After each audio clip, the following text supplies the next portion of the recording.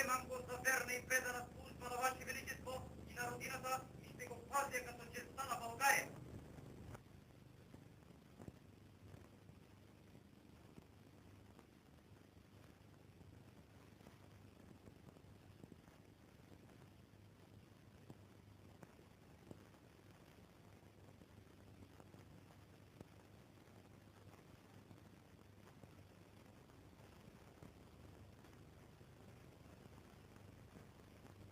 Днес честваме уния велики добродетели, с които българското воинство е служило и служи на родината, и с които то създаде безсмъртни подвизи и легендарни епопеи.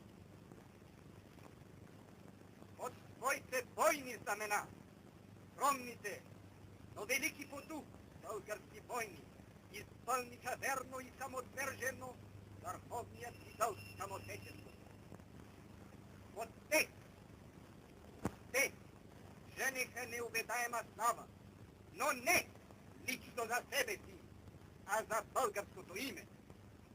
От тия знамена се показа как беззаветно може да се обича България и как достойно може да се мре за нея на полето на честта.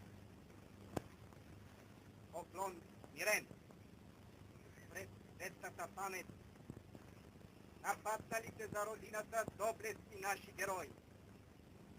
Почит и признателност към техните живи сподвижници. Днес тия бойни знамена, покрити с лаврите на победите, тия светини, скъпи на всеко българско сърце, ще отнесем благоговейно в пантеонът българската прослава, за да бъдат запазени на вечни времена, за назидание и вдъхновение на грядущите поколения.